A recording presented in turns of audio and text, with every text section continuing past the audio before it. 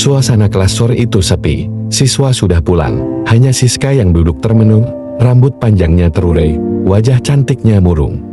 Arman berdiri di depan papan tulis, menutup spidol perlahan, matanya menatap Siska lebih lama dari biasanya, penuh pertimbangan. Ia melangkah mendekat, suaranya berat.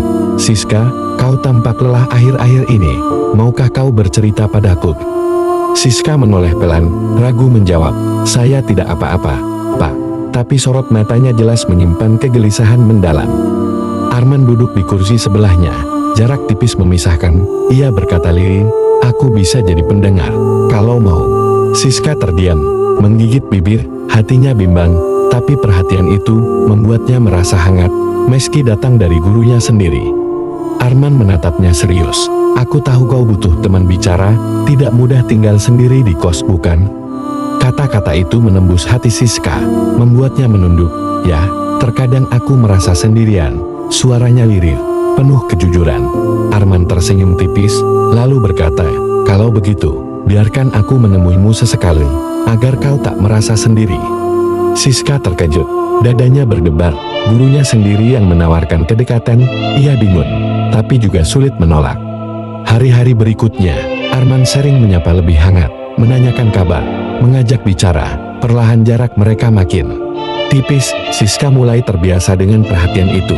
Meski hatinya berbisik bahwa semua ini salah, ia tetap pasrah. Suatu sore, hujan deras mengguyur. Siska lupa membawa payung. Arman menghampiri, "Mari, biar kuantar ke kosmu." Mereka berboncengan di motor. Jalan becek, udara dingin. Siska menggigil, merasakan kehadiran Arman begitu dekat. Tiba di kos sederhana, Arman turun lebih dulu, menoleh padanya, "Aku boleh mampir sebentar?" Hujan masih deras. Siska ragu, tapi akhirnya mengangguk, membuka pintu kamar, membiarkan gurunya masuk ke ruang kecil yang penuh rahasia. Arman duduk di kursi kayu, menatap sekitar, lalu berkata pelan, "Tempatmu sederhana, tapi aku merasa hangat di sini." Siska tersenyum tipis, menunduk, hatinya tak karuan. "Tidak banyak yang bisa kulakukan, Pak. Hidupku sederhana saja." Arman mendekat, duduk lebih dekat, matanya menatap dalam. "Aku ingin kau tahu, aku peduli padamu." Kalimat itu membuat Siska terpaku, dadanya sesak, wajahnya memerah. Ia tahu sesuatu mulai berubah antara mereka. "Aku tahu aku gurumu," lanjut Arman. Suaranya berat, tapi hatiku tak bisa terus berpura-pura tak merasakan apa-apa. Siska menatapnya, air matanya jatuh. "Pak, ini salah," katanya pelan, meski hatinya sendiri tak bisa menyangkal. Arman mendekat lagi, jarak mereka tinggal sejengkal. "Mungkin salah, tapi aku ingin kau tahu perasaanku sebenarnya." Siska menutup mata, pasrah. Tubuhnya bergetar, ia tak lagi punya kata, hanya menerima situasi yang menelannya. Hujan di luar makin deras, mengatuk kaca jendela, menjadi latar rahasia besar yang tak boleh diketahui siapapun. "Aku ingin kau percaya padaku," kata Arman. Suaranya tenang, "Aku takkan meninggalkanmu, apapun yang terjadi nanti."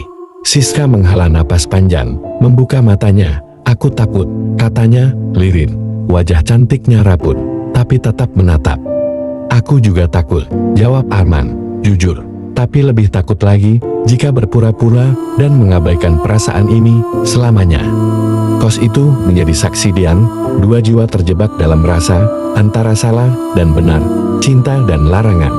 Hening menguasai ruangan, hanya detak jantung dan hujan yang terdengar.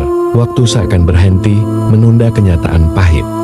"Aku harus pergi," kata Arman akhirnya. Suaranya berat, melangkah ke pintu, tapi matanya masih menatap Siska. Siska ingin menahan, tapi hanya diam, pasrah, membiarkan gurunya pergi, meski hatinya terasa ditinggalkan begitu saja. Langkah Arman menjauh di bawah hujan. Suaranya tertelan derasnya air, menyisakan bayangan berat di hati Siska. Di buku hariannya, Siska menulis, "Aku pasrah, tapi aku juga manusia yang butuh dimengerti, diperhatikan, dan dicintai." Arman berjalan pulang, menatap jalan basar, hatinya penuh sesal. Ia tahu ini salah, tapi tak bisa berhenti. Hujan malam itu menjadi saksi, rahasia dua hati, cinta yang tak pantas, namun nyata, mengikat keduanya dalam pasrah.